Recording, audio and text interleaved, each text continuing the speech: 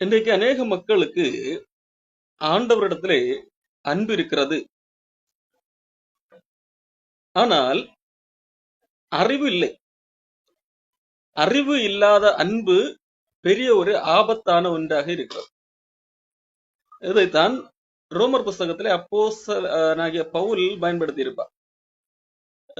ரோமர் 10ஆம் அதிகாரத்திலே 2ஆம் வசனத்திலே இஸ்ரவேல் மக்களை குறித்து பவுல் சொல்லும் போது, தேவனை பற்றி அவர்களுக்கு வைராக்கியம் உண்டென்று அவர்களை குறித்து சாட்சி சொல்லுகிறேன். இப்ப இஸ்ரவேல் மக்களை குறித்து பவுல் கொடுக்கிற சாட்சி, தேவனை குறித்து இஸ்ரவேல் மக்களுக்கு மிகுந்த வைராக்கியம் உண்டு.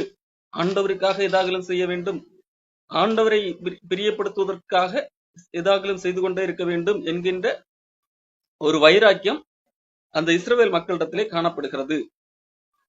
ஆனால் அடுத்த பகுதியிலே அவர் சொல்லுகிற ஒரு காரியம், ஆகிலும் அது அறிவுக்கு ஏற்ற வைராக்கியம் அல்ல.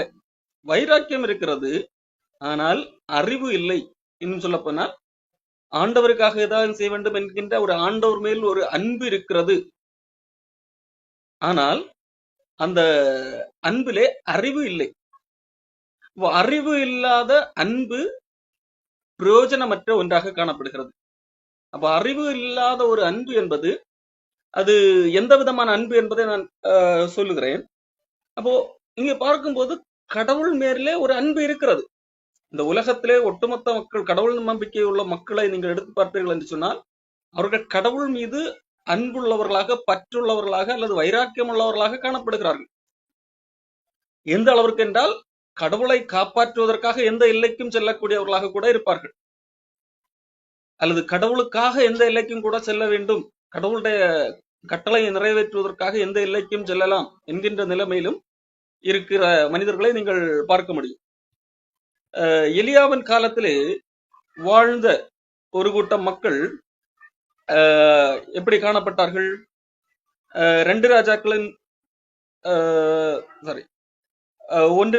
புஸ்தகம் 18ஆம் அதிகாரம் 28வது வசனத்திலே அங்கே ஒரு கூட்டம் மக்கள் என்ன செய்கிறார்கள்? அவர்கள் உரத்த சத்தமாய் கூப்பிட்டு தங்கள் வழக்கத்தின்படியே இரத்தம் தங்கள் மேல் வடியும் மட்டும் கத்திகளாலும் ஈட்டிகளாலும் தங்களை கீறிக்கொண்டார்கள். இங்கே கடவுளை பிரியப்படுத்த வேண்டும், அப்பொழுதுதான் கடவுள் எங்களுடைய ஜெபத்தை கேட்பார் என்கிறதற்காக கடவுளை பிரியப்படுத்துவது எப்படி, கடவுள் மீது தங்களுடைய அன்பை வெளிப்படுத்துவது எப்படி என்கின்ற கோணத்திலே தங்களுடைய உடலை வருத்திக் கொள்ளுகிறார்கள். அது வழக்கமாக அவர்கள் செய்கிற செயல் என்று சொல்லப்பட்டிருக்கிறது. எப்போது செய்கிற ஒரு செயல் அல்ல, வழக்கமாக அடிக்கடி அவர்கள் கடவுளை பிரியப்படுத்துவதற்காக, கடவுள் மீதுள்ள தங்கள் அன்பை வெளிக்காட்டுவதற்காக அவர்கள் செய்யக்கூடிய செயல் எதுவாக இருக்கிறது? அவர்கள் உரத்த சத்தமாய் கூப்பிடுவது வழக்கமாக அவர்கள் செய்கிற ஒரு செயலாக இருக்கிறது. கூப்பிட்டு வழக்கத்தின்படியே ரத்தம் தங்கள் மேல் வடிந்து போக மட்டும் கத்திகளாலும் ஈட்டிகளாலும் தங்களையே கீறிக்கொள்வார்கள். தங்களை வேதனைப்படுத்தி, தங்களை தாங்களே உபத்திரவப்படுத்தி, சுய உபத்திரவம் கொடுத்து, அதன் நிமித்தம் என்னை தானே உபத்திரவப்படுத்தினால் அது ஆண்டவருக்கு பிரியம், அது அப்போ ஆண்டவர் அதன் மேல் பிரியப்படுவார், அப்பொழுது ஆண்டவர் எவ்வளவு வேகமாக இறங்கி வருவார் தெரியுமா என்கின்ற அடிப்படையிலே மக்கள் காணப்படுகிறார்கள். அப்போ இவர்கள் ஒரு கண்ணோட்டத்திலே பார்த்தால் அவர்களிடத்துல என்ன இருக்கிறது? கடவுள் மேல் ஒரு பற்று அல்லது வைராக்கியம் அல்லது ஒரு அன்பு இருக்கிறது. அந்த அன்பை எப்படி வெளிப்படுத்துகிறார்கள்? தங்களுடைய உடம்பை கீறி தங்களை தாங்களே உபத்திரவப்படுத்தி அதை வெளிப்படுத்துகிறார்கள். இன்றைக்கும் அப்படிப்பட்ட ஒரு கூட்டம் மக்கள் இருக்கத்தான் செய்கிறார்கள்.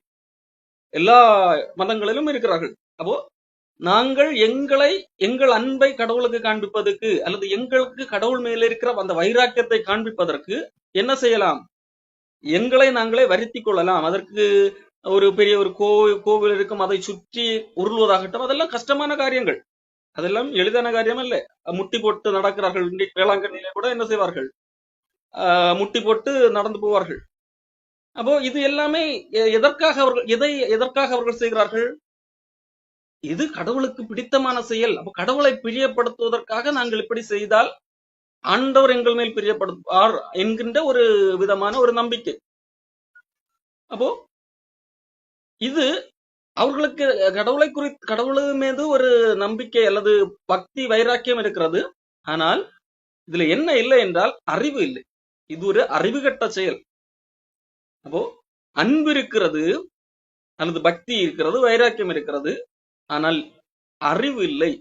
அறிவு இல்லாதது ஒரு பெரிய ஒரு சிக்கலை உண்டாக்கக்கூடிய ஒன்றாக இருக்கிறது. அறிவு இல்லாத அன்பு அது மனிதனை கெடுக்கக்கூடிய ஒன்றாகவே காணப்படும். இந்த அன்பு என்று சொல்லும் போது அறிவற்ற அன்பு எப்படிப்பட்டதாக காணப்படும் தெரியுமா? நாம் எல்லாவற்றையும் அன்பு என்றுதான் சொல்லுவோம். உதாரணத்துக்கு நான் புரிய வைக்கும்படியாக சொல்லுகிறேன்.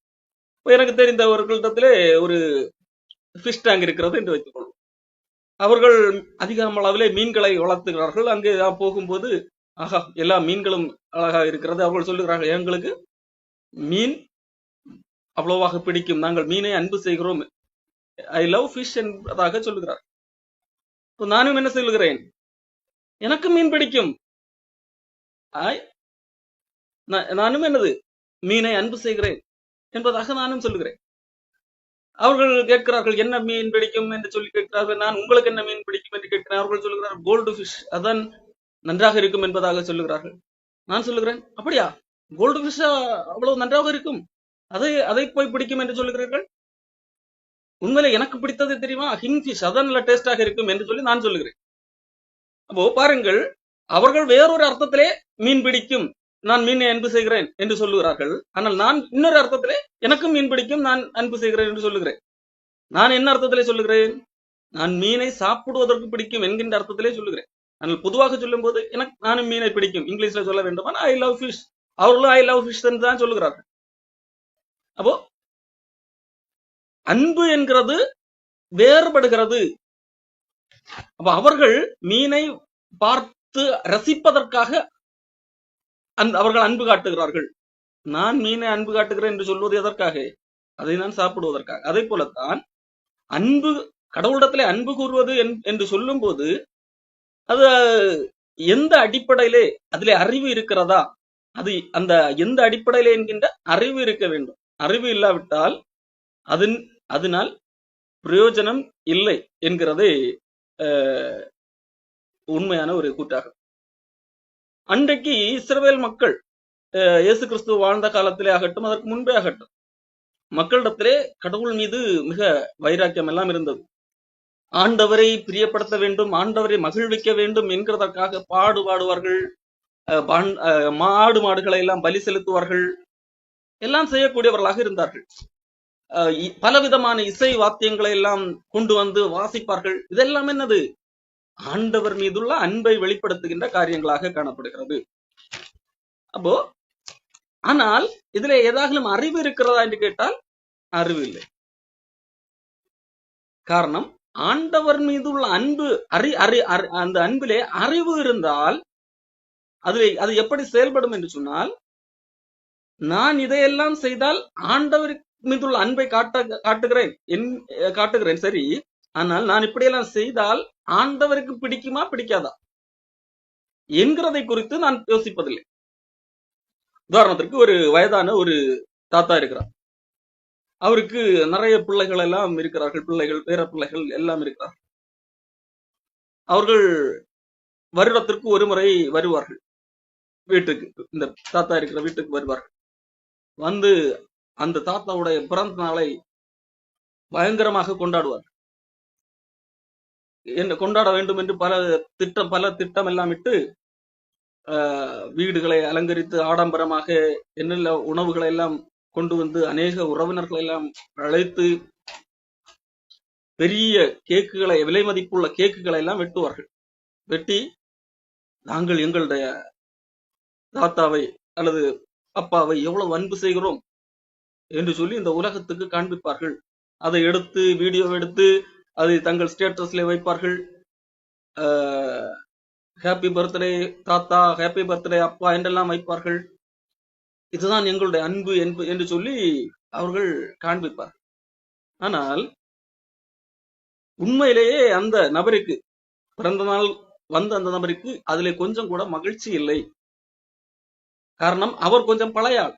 அவருக்கு இந்த கேக்கு வெட்டுவது, இந்த மாதிரி இவர்கள் கொண்டு கொண்டு கொடுக்கிற அந்த உடை, ஜிகினா மாதிரியான உடை அதையெல்லாம் போட்டு கண்டிப்பாக நீங்கள் இதுதான் போட வேண்டும், நீங்கள் சிறந்த சிறப்பான நாள், நீங்கள் இப்படி அலங்கரிக்கப்பட்ட நிலையில தான் இருக்க வேண்டும் என்று சொல்லி வற்புறுத்தி போட வைப்பார்கள். அவருக்கு விருப்பம் இல்லை, இவர்களுடைய நிர்பந்தத்தின் பேரில் அவர் போட்டுக்கொண்டு நிற்கிறார். ஆனால் உண்மையிலே அவருக்கு உள்ளுக்குள்ளாக அவருக்கு இந்த நிகழ்ச்சியிலே சுத்தமாக விருப்பம் இல்லை. ஆனால் இந்த பிள்ளைகள் என்ன நினைக்கிறார்கள், நாங்கள் எங்களுடைய அப்பாவை எவ்வளவு அன்பு காட்டுகிறோம் தெரியுமா, அதை அன்பு எப்படி வெளிப்படுத்துகிறோம் தெரியுமா, அதை பார்த்து அந்த விருந்துக்கு வந்தவர்களாகட்டும், அதை ஸ்டேட்டஸ்ல அல்லது சோசியல் மீடியால பார்த்தவர்களாகட்டும், அவர்களை இந்த குடும்பத்தை புகழ்வார்கள். ஆக இவர்கள் அவர்களுடைய அப்பா மீது எவ்வளவு அன்பு வைத்திருக்கிறார்கள் பாருங்கள் என்று சொல்லி புகழ்வார்கள். ஆனால் அந்த குறிப்பிட்ட நபருக்கு, அந்த பெரியவருக்கு இதுல சுத்தமாக விருப்பம், இந்த இவர்கள் செய்கிற இந்த செயல்களிலே சுத்தமாக விருப்பம் இல்லை. ஆனா அந்த பெரியவர் எதை எதிர்பார்க்கிறார் தெரியுமா, இவர்கள் வெறும் வருடத்துக்கு ஒரு முறை வந்து இப்படி பண்டிகை கொண்டாடுவதல்ல, அவர்கள் குடும்பமாக வந்து தங்களோடு சில நாட்களை செலவிட்டு பேச வேண்டும், பேசிக்கொண்டிருக்க வேண்டும், என்னுடைய வார்த்தைக்கு அவர்கள் செவி கொடுக்க வேண்டும் என்கிறதைத்தான் அவர் எதிர்பார்க்க. அப்போ இவர்கள் அதுதான் அவருடைய எதிர்பார்ப்பாக இருக்கிறது. இவர்கள் செய்கிற இந்த செயல்களிலே அவருக்கு பிடித்தமே கிடையாது. அது அவருக்கு வெறுப்பாகத்தான் இருக்கிறது. காரணம், அவர் ஒரு பழைய ஆள் என்று வைத்துக் கொள்வோம். இந்திய ஆட்களுக்கு தானே இந்த செயல்கள் எல்லாம் பிடிக்கும். அவர் கொஞ்சம் உங்களுடைய பாஷையில் சொல்லுவார் பூமர். ஓகே, அப்போ இந்த பண்டிகை கொண்டாடினவர்கள் என்ன நினைக்கிறார்கள், நாங்கள் இந்த பெரியவரிடத்தில் எவ்வளவு அன்பு காட்டி இருக்கிறோம் என்பதாக அவர்கள் தங்களுக்குள்ளாக நினைத்து அதை மக்களிடத்திலே பகிர்ந்து அவர்கள் தங்களுக்குள்ளாக மிகுந்த சந்தோஷம் அடைகிறார்கள். ஆனால் உண்மையான அன்பு எது தெரியுமா, அறிவோடு கூடிய அன்பு எது தெரியுமா, அந்த நபருக்கு எது பிடிக்கும், நாங்கள் செய்கிற செயல் அவருக்கு உண்மையிலேயே பிடித்திருக்கிறதா அல்லது அவர் எதை விரும்புகிறார் என்கிறதை அறிந்து அதை செயல்படுத்துவதுதான் உண்மையான அன்பு. அவருக்கு எது பிடிக்கிறது, இந்த மாதிரி பண்ணுவது பிடிக்காது, அவருக்கு உறவு சார்ந்து பேச வேண்டும், அவர்கள் சொல் பேச்சு கேட்க வேண்டும், இதுதான் அவருக்கு பிடித்திருக்கிறது. அப்போ அதை நிறைவேற்றுவதுதான் உண்மையிலே அவருக்கு கொடுக்கிற அவரிடத்துல காட்டுகிற புரிதலோடு கூடிய அன்பு அல்லது அறிவோடு கூடிய அன்பு. இன்னைக்கு பல மனிதர்கள் நம்ம அன்பு காட்டுகிறோம் என்கின்ற பெயரிலே நமக்கு எது பிடிக்கிறதோ அதையெல்லாம் அவர்களுக்கு செய்து வைத்துவிட்டு நான் அன்பு காட்டி விட்டேன் என்பதாக எண்ணிக்கொள்கிறோம். ஆனால் அதிலே அறிவு இருக்கிறதா, நான் செய்கிற செயல் அவர்களுக்கு பிடித்திருக்கிறதா என்கிறதை குறித்தெல்லாம் யோசிக்க மாட்டேன். இது பூமியிலே உள்ள மனிதர்களிடத்திலே காட்டுகிற இடங்களிலே ஆகட்டும், இதே போலத்தான் கடவுளிடத்திலே நாம் அன்பு காட்டுகிறோம் என்று சொல்லலாம். ஆனால் அதிலே அறிவு இருக்கிறதா அல்லது புரிதல் இருக்கிறதா, புரிந்துதான் அன்பு காட்டுகிறோமா என்கிறதுல ஒரு சிக்கல் இருக்கிறது. இப்போ ஆமோஸ் தீர்க்கதரிசி எழுதும் போது, உன்னுடைய பலிகளை எல்லாம் என்னை விட்டு அகற்று என்பதாக எழுதுகிறார். உன்னுடைய பாடல்களை என்னை விட்டு அகற்று என்று சொல்லுகிறார். அதனுடைய ஓசையை நான் கேட்க மாட்டேன் என்கிறதாக சொல்லுகிறார். ஆமோஸ் 5ஆம் அதிகாரம் 21 படிக்கிறேன். உங்கள் பண்டிகைகளை பகைத்து வெறுக்கிறேன், உங்கள் ஆசரிப்பு நாட்களில் எனக்கு பிரியமில்லை. இந்த மக்கள் ஆண்டவர் மேல் கொண்ட அன்பை வெளிப்படுத்தும் விதமாகத்தான் பண்டிகை கொண்டாடுகிறார்கள். இந்த மக்கள் ஆண்டவர் மீது நாங்கள் எவ்வளவு அன்பு வைத்திருக்கிறோம் என்கிறதை காட்டுவதற்காகத்தான் எவ்வளவு பிரம்மாண்டமாக பண்டிகைகளை கொண்டாடுகிறார்கள். உங்கள் தகன பலிகள், போஜன பலிகள் எல்லாம் படைக்கிறார்கள். ஆனால் ஆண்டவர் என்ன சொல்லுகிறார், உங்கள் தகன பலிகளையும் போஜன பலிகளையும் எனக்கு படைத்தாலும் நான் அங்கீகரிக்க மாட்டேன் என்று சொல்கிறார். கொழுமையான உங்கள் மிருகங்களின் ஸ்தோத்திர பலிகளையும் நான் நோக்கி பார்க்க மாட்டேன். உன் பாட்டுகளின் இறைச்சலை என்னை விட்டு அகற்று, உன் வீணைகளின் ஓசையை நான் கேட்க மாட்டேன். அப்போ இந்த மக்கள் எல்லாம் ஆண்டவரை மகிழ்விக்க வேண்டும், ஆண்டவர் மீது எங்களுக்கு இருக்கிற அந்த அன்பை, ஆண்டவர் மீது எங்களுக்கு எவ்வளவு வைராக்கியம் இருக்கிறது என்கிறதை காண்பிப்பதற்காக எவ்வளவு பலி செலுத்த வேண்டுமோ பலி செலுத்த தயாராக இருக்கிறார்கள். பண்டிகை எப்படி கொண்டாட வேண்டுமோ தயாராக இருக்கிறார்கள். பாடல்கள், இசை வாத்தியங்கள் எல்லாம் மீட்டி ஆண்டவரை நாங்கள் மகிழ்விக்கிறோம், ஆண்டவர் மேல் உள்ள அன்பை வெளிப்படுத்துகிறோம் என்பதாக இவர்கள் எண்ணுகிறார்கள். ஆனால் ஆண்டவர் சொல்லுகிறார், எனக்கு இதிலே சுத்தமாக விருப்பம் இல்லை, இதையெல்லாம் நான் பகைக்கிறேன், இதை அறிவறுக்கிறேன் என்பதாக சொல்கிறார். இப்போ இது எதனால் இந்த இவர்கள் அன்போடு தானே செய்கிறார்கள், ஏன் ஆண்டவர் பகைக்க வேண்டும் என்றால் அதிலே ஆண்டவருக்கு இது பிடித்திருக்கிறதா பிடிக்கவில்லையா என்கிறதை குறித்து அவர்கள் யோசிக்கவே இல்லை. எங்களுக்கு இது பிடித்திருக்கிறதா, கண்டிப்பாக ஆண்டவருக்கும் இது பிடிக்கும் என்கிறதுதான் மக்களுடைய எண்ணமாக இருக்கிறது. இன்னைக்கு எனக்கு இது பிடித்திருக்கிறது, ஆகவே நான் இதை அவருக்கு செய்கிறேன், கண்டிப்பாக அவருக்கு பிடித்தாக வேண்டும். எனக்கு இது பிடித்திருக்கிறது, ஆகவே நான் கடவுளுக்கு இதை செய்கிறேன், கடவுள் இதை அங்கீகரித்தாக வேண்டும். இதுதான் பல வேளைகளிலே அறிவற்ற அன்பு, அறிவு கட்டத்தனமான முட்டாள்தனமான அன்பாக இருக்கிறது. உண்மையான அன்பு என்பது, ஆண்டவர் எதிர்பார்க்கிற அன்பு என்பது, எது அவருக்கு பிடித்திருக்கிறதோ அதை அறிந்து அந்த அறிவோடு அன்பு காட்டுவது. இப்ப இந்த இடத்துல ஆண்டவர் ஏன் இதை வெறுக்கிறேன் என்று சொல்லுகிறார்? ஆண்டவருக்கு பிடித்த ஒன்றை இவர்கள் கொடுப்பதற்கு தயாராக இல்லை. ஆண்டவருக்கு உண்மையிலே எது பிடிக்குமோ அதை கொடுப்பதற்கு இவர்கள் தயாராக இல்லை. மாறாக இவர்களுக்கு எது பிடிக்குமோ இதுதான் நான் கொடுப்பேன், கொடுத்தபடி என்னுடைய அன்பை காட்டுவேன் என்கிற நிலைமையில இருக்கிறார்கள். இந்த ஆமோஸ் புஸ்தகத்திலே கூட ஆண்டவர் அடுத்து சொல்லுகிறார், இதெல்லாம் கேட்க மாட்டேன், மாறாக எதை கேட்கிறேன் என்று சொல்லுகிறார் தெரியுமா? நியாயம் தண்ணீரை போலவும் நீதி வற்றாத நதியை போலவும் புரண்டு வர கடவது என்று சொல்லி ஆண்டவர் சொல்லு. ஆண்டவர் அங்கே எதை கேட்கிறார்?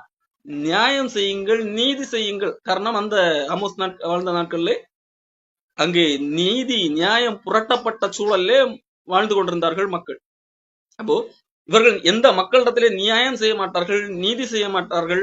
ஆனால் நாங்கள் ஆண்டவருக்கு எவ்வளவு வேண்டுமானாலும் கொடுப்பதற்கு தயார். ஆண்டவரிடத்திலே நாங்கள் அன்பு காட்டுவோம், ஆண்டவரை மகிழ்விப்பதற்காக பாட்டு பாடுவோம், மியூசிக் போடுவோம், நடனம் ஆடுவோம், என்ன வேண்டுமானாலும் செய்வோம். ஆண்டவர் அதை எல்லாம் எதிர்பார்ப்பது. ஆண்டவரிடத்திலே அன்பு காட்டுவது என்பது இப்படி நமக்கு பிடித்த ஒரு காரியத்தை செய்துவிட்டு அது ஆண்டவரிடத்தில் அன்பு காட்டி விட்டேன் என்று சொல்வது அல்ல. ஆண்டவருக்கு அது பிடிக்குமோ அந்த அடிப்படையிலே ஆண்டவரிடத்திலே அன்பு காட்டுவது. இதே போலத்தான் ஏசாயா தீர்க்கதரிசி வாழ்ந்த காலத்திலே ஒரு காரியத்தை ஏசாயா தீர்க்கதரிசி வழியாக ஆண்டவர் சொல்லுகிறார். ஏசாயா 58ஆம் அதிகாரத்திலே ஆண்டவர் சொல்லுகிறார், ஏசாயா வழியாக ஆண்டவர் சொல்லுகிறதை பாருங்கள். நாங்கள் உபவாசம் இருந்தாலும் உபவாசம் பண்ணும்போது நீர் நோக்காமல் இருக்கிறது என்ன? நாங்கள் எங்கள் ஆத்துமாக்களை ஒடுக்கும் போதும் நீர் அதை அறியாமல் இருக்கிறது என்ன என்கிறார்கள். அப்போ மக்கள் எல்லாம் என்ன கேட்கிறாங்க? நாங்கள் உபவாசிக்கிறோம், ஆனால் ஆண்டவர் நோக்கவில்லை, நாங்கள் எங்கள் ஆத்துமாக்களை ஒடுக்குகிறோம் என்றெல்லாம் சொல்லுகிறார்கள். அப்போ மக்கள் நாங்கள் எவ்வளவு நாங்கள் சாப்பிடாமல் இருந்து எங்களுடைய அன்பை ஆண்டவருக்கு காட்டுகிறோம். ஆண்டவர் உள்ள அன்பை காட்டுவதற்கு அல்லது ஆண்டவர் மீது எங்களுக்கு இருக்கிற பக்தியை வைராக்கியத்தை காட்டுவதற்கு நாங்கள் உபவாசம் இருக்கிறோம் என்கிற அடிப்படையிலே இந்த மக்கள் காணப்படுகிறார்கள். ஆண்டவர் என்னதை அவர் பார்க்கவில்லை. உபவாசம் இருக்கிறாயா, அப்படியா, எனக்கு பிடிக்கவில்லை என்கிறது போல ஆண்டவர் சொல்லுகிறார். ஆண்டவர் சொல்லுகிறதை பாருங்கள். 4ஆம் வசனம், இதோ வழக்குக்கும் வாதுக்கும் துஷ்டத்தனத்தையுடைய கையினால் குத்துகிறதற்கும் உபவாசிக்கிறீர்கள். எதுக்கு நீங்க உபவாசிக்கிறீர்கள்? வழக்கு வாது துஷ்டத்தனத்தையுடைய கையினால் குத்துவதற்கு உபவாசிக்கிறீர்கள். நீங்கள் உங்கள் கூக்குரலே உயரத்திலே கேட்கப்படும்படியா இந்நாளில் உபவாசிக்கிறது போல உபவாசியாதிருங்கள். இந்த உபவாசம் எனக்கு தேவையில்லை என்பதாக சொல்லுகிறார். மாறாக எதை சொல்லுகிறார்? மனுஷன் தன் ஆத்துமாவை ஒடுக்குகிறான், தலைவணங்கி நாணலை போல் ரெட்டிலும் சாம்பலும் படுத்திருக்கிறது எனக்கு பிரியமான உபவாச நாளாக இருக்குமோ? இதையா உபவாச நாள் என்று கர்த்தருக்கு பிரியமான நாள் என்று சொல்லுவாய்? அப்போ நீங்கள் ஒரு காரியத்தை செய்துவிட்டு இது ஆண்டவருக்கு பிரியமாக இருக்கும் என்று நீங்கள் நினைத்துக் கொண்டிருப்பீர்கள் என்றால், ஆண்டவருக்கு பிரியமானதை நான் கொடுத்து விட்டேன், அது ஆண்டவரிடத்தில் அன்பு காட்டி விட்டேன் என்று நீங்கள் நினைத்துக் கொண்டிருப்பீர்கள் என்றால் முட்டாள்தனம். இது எனக்கு பிரியமான நாளா? இல்லை. மாறாக எது எனக்கு பிரியமான நாள் என்று சொல்லுகிறார்? அக்கிரமத்தின் கட்டுகளை அவிழ்க்கிறதும், நுகத்தடியின் பிணையல்களை நெகிழ்க்கிறதும், நெருக்கப்பட்டிருக்கிறவர்களை விடுதலையாக்குகிறதும், சகல நுகத்தடிகளை உடைக்கிறதும், பசியுள்ளவனுக்கு உன் ஆகாரத்தை பகிர்ந்து கொடுக்கிறதும், துரத்தொண்ட சிறுமையானவர்களை வீட்டிலே சேர்த்துக் கொள்ளுகிறதும், வஸ்திரம் இல்லாதவனை கண்டால் அவனுக்கு வஸ்திரம் கொடுக்கிறதும், உன் மாம்சமானவனுக்கு உன்னை ஒழிக்காமல் இருக்கிறதும் அல்லவோ எனக்கு உகந்த உபவாசம் என்று சொல்லி ஆண்டவர் சொல்ல. அப்போ எனக்கு எது பிடிக்குமோ அதை செய்யாமல் உனக்கு அது கன்வீனியன்டா இருக்கிறதோ அல்லது உனக்கு எது பிடிக்கிறதோ அதுதான் எனக்கும் பிடிக்கும் என்று நீ நினைத்து செய்கிறாய் அல்லவா? அது அறிவு கட்டத்தனமான அன்பு. நீ அன்பு இருக்கிறது, அதான் அன்பு என்று நீ நினைக்கிறாய், அதான் பக்தி, அதான் வைராக்கியம் என்று நீ நினைக்கிறாய். ஆனால் அது அதிலே அறிவு இல்லை. ஆண்டவருக்கு எது பிடிக்கும் என்கின்ற அறிவு கிடையாது என்கிறதை இங்கே ஆண்டவர் சொல்லுகிறார். இதே காரியத்தை தான் பவுல் அப்போஸ்தலன் ரோமர் புஸ்தகத்திலே 12ஆம் அதிகாரத்திலே கிறிஸ்தவர்களுக்கு எழுதுகிறார். ரோமர் 12:2 நீங்கள் இந்த பிரபஞ்சத்துக்கு ஒத்த வேஷம் தெரியாமல் தேவனுடைய நன்மையும் பிரியமும் பரிபூர்ணமான சித்தம் இன்னதென்று பகுத்து அறியத்தக்கதாக உங்கள் மனம் புதிதாகிறதுனாலே மறுரூபமாங்க. அப்போ ஆண்டவருக்கு எது பிடிக்கும் என்கிறதை அறிவதற்காக, பகுத்து அறிவதற்காக உங்களுடைய மனதை மறுரூபமாக்கி கொள்ள வேண்டும். தேவனுடைய நன்மையும் பிரியமும், அப்போ தேவனுடைய நன்மை எது, தேவனுடைய பார்வையிலே நான் செய்கிறது எது நன்மையாக இருக்கும், தேவனுக்கு எது பிரியமாக இருக்கும். நான் ஒரு காரியத்தை அன்பு கூர்ந்து செய்வேன் என்றால் ஆண்டவருக்கு அது பிரியமாக இருக்குமா, எது பிரியமாக இருக்கும். தேவனுடைய பரிபூர்ண சித்தம், ஆண்டவருக்கு எது பூர்ணமாக நான் செய்கிறதுல எது பரிபூர்ணமாக அவருக்கு பிடித்தமான செயல் என்பதை நான் பகுத்து அறிந்து அந்த அடிப்படையிலே செய்வதுதான் உண்மையிலே அன்பை, அறிவோடு கூடிய அன்பாக இருக்கிறது. அன்பு இருக்கிறது என்று சொல்லி நான் என்னுடைய அன்பை காட்டுவதற்காக நான் இப்படி எல்லாம் செய்கிறேன் என்று சொல்வது அன்பு அல்ல. மாறாக ஆண்டவருக்கு எது பிடிக்கும் என்று சொல்லி அறிந்து அந்த அறிவோடு பகுத்து அறிந்து அந்த அறிவின் அடிப்படையிலே அன்பு காட்டுவதுதான் அறிவோடு கூடிய அன்பாக இருக்கிறது. இயேசு கிறிஸ்து இந்த பூமியில வாழ்ந்தபோது அவருடைய சீசர்கள் என்ன சொன்னார்கள் தெரியுமா? எலியா செய்தது போல இவர்களும் அழிந்து போக வேண்டும், வானத்திலிருந்து அக்னி இறங்கி பண்ணி இவர்களை அழித்து போடும் என்பதாக சொல்லுகிற ஒரு சம்பவம் வரும். அப்பொழுது இயேசு கிறிஸ்து சொல்லுகிற ஒரு காரியம், நீங்கள் இன்ன ஆவி உள்ளவர்கள் என்பதை அறியாமல் இருக்கிறீர்கள் என்று சொல்லி அதட்டுகிறார். லூக்கா 9ஆம் அதிகாரத்திலே 53ஆம் வசனம், அவர் எருசலேமுக்கு போக நோக்கமாக இருந்தபடியினால் அவ்வூரார் அவரை ஏற்றுக்கொள்ளவில்லை. இயேசு கிறிஸ்துவை ஒரு சில மக்கள் ஏற்றுக்கொள்ளவில்லை. அப்பொழுது அவர்களுடைய சீசர்கள் யாக்கோபு யோவானும் அதை கண்டபோது, ஆண்டவரே, எலியா செய்தது போல வானத்தில் இருந்து அக்கினி இறங்கி இவர்களை அழிக்கும்படி நாங்கள் கட்டளையிட உமக்கு சித்தமா என்று கேட்டார்கள். அப்போ ஆண்டவர் இயேசு கிறிஸ்துவை ஏற்றுக்கொள்ளவில்லை. அப்படியானால் என்ன செய்ய வேண்டும்? இவர்களை அழித்து போட வேண்டும். அதுதான் ஆண்டவரே உமக்கு சித்தமா, நாங்க எல்லாம் செய்வதற்கு தயாராக இருக்கிறோம், ஒரு பெர்மிஷன் மட்டும்தான் தேவை. அப்போ ஆண்டவர் சொல்ல காரியம், நீங்கள் இன்ன ஆவி உள்ளவர்கள் என்பதை அறியீர்கள், அறிவு கெட்டத்தனம் என்று சொல்லி அதட்டுகிறார். மனுஷகுமாரன் அழிப்பதற்கல்ல ரட்சிப்பதற்காகவே வந்தார். ஆண்டவர் எதற்காக வந்தார் என்கிறதை குறித்த அறிவு இல்லை, தெளிவு இல்லை. ஆனால் ஆண்டவரிடத்துல அன்பு காட்டு, அதனால் பயனுண்டா? இல்லை. இன்றைக்கு தங்களுடைய மதத்தை காப்பாற்றுவதற்காக எத்தனை மக்களை எத்தனை பேர் கொன்று கொண்டிருக்கிறார்கள். அவர்கள் என்ன நினைத்துக் கொண்டிருக்கிறார்கள்? நாங்கள் எங்களுடைய கடவுளிடத்திலே கொண்டிருக்கிற அன்பை வெளிப்படுத்துகிற செயல், எங்களுடைய கடவுளுக்கு எதிரானவர்களை அழித்து போட வேண்டும், எங்களுடைய கடவுள், எங்களுடைய மத நம்பிக்கைக்கு யார் வரவில்லையோ அவர்களை அழித்தாகிலும் எங்களுடைய மத நம்பிக்கைக்கு வர வைப்பது, எங்களை யார் ஏற்றுக்கொள்ளவில்லையோ அவர்களை அழித்து ஒழிப்பது, அது கடவுளை குறித்த அறிவற்ற ஒரு அன்பு. அவர்கள் கடவுள் மீது கொண்ட வைராக்கியத்தின் பேரில் தான் அதை செய்கிறார்கள். ஆனால் அதிலே அறிவு இல்லை. யார் கடவுள், கடவுள் எப்படிப்பட்டவர் என்கின்ற அறிவு கிடையாது. கிறிஸ்தவர்களே சிலர் இப்படிப்பட்ட காரியங்களிலே ஈடுபடுவதுண்டு. எங்களை ஏற்றுக்கொள்ளவில்லையா, அப்பொழுது நீங்கள் கெட்டு அழிந்து நீங்கள் நாசமாகி போக வேண்டும் என்கிறது போல நினைக்கிறோம், அல்லது எங்களை எதிர்க்கிறீர்களா என்று சொல்லி அவர்கள் அழிந்து போக வேண்டும் என்பதாக நினைப்பார்கள். அப்போ இது எல்லாமே அறிவு கட்டத்தனமான ஒரு விஷயமாக இருக்கு. அடுத்ததாக அறிவு கட்டத்தனமான ஒரு காரியம் என்ன? கடவுளை நாங்கள் காப்பாற்ற வேண்டும், எங்கள் கடவுள் மீது கொண்டுள்ள அன்பினால் நாங்கள் கடவுளை காப்பாற்றுவதற்காக என்ன வேண்டுமா, எந்த எல்லைக்கும் போவது. அப்படியெல்லாம் போக வேண்டிய அவசியம் இல்லை. இதே போலத்தான் சிலர் என்னிடத்திலே பேசுவதுண்டு. நீ செய்கிற காரியத்தினால், நீ கள்ளப்போதர்களை வெளிப்படுத்துவதனால் மற்ற மக்கள் கடவுளை தப்பாக எண்ணி விடுவார்கள் என்கிறது போல பேசுவது உண்டு. அப்போ நாங்கள் கடவுளை காப்பாற்றுவதற்காக செயல்படுவோம், நீ அழிந்து போய் விடுவாய். அப்போ நான் கடவுளை காப்பாற்றுவதற்காக ஒரு மனிதனை அழிப்பதோ அடக்குவதோ நான் கடவுள் மீது கொண்டிருக்கிற அன்பை வெளிப்படுத்துகிற செயல் என்பதாக எண்ணுகிறோம். கடவுளை காப்பாற்றுவதற்கு என்ன செய்ய வேண்டும்? உண்மையை பேசாமல் இருக்க வேண்டும். கள்ளப்போதர்களை குறித்து வேறு மக்களுக்கு யாருக்கும் தெரியப்படுத்தக்கூடாது. தெரியப்படுத்தினால் என்ன ஆகும்? இங்கே கிறிஸ்தவத்துக்குள்ளாக இருக்கிற கள்ளப்போதர்களை வெளியே தெரியப்படுத்தினால் என்ன ஆகும்? மற்ற மத மக்கள் கேலி பேசுவார்கள். மற்ற மத மக்கள் யாரும் கிறிஸ்தவத்துக்கு வரமாட்டார்கள். அப்ப என்ன பண்ணணும்? இங்கே கள்ளப்போதர்கள் இருக்கிறார்கள் என்கிறதை சொல்லவே கூடாது, மூடி மறைக்க வேண்டும். அப்பொழுதுதான் கிறிஸ்தவத்துக்கு அதிக மக்கள் வருவார்கள்.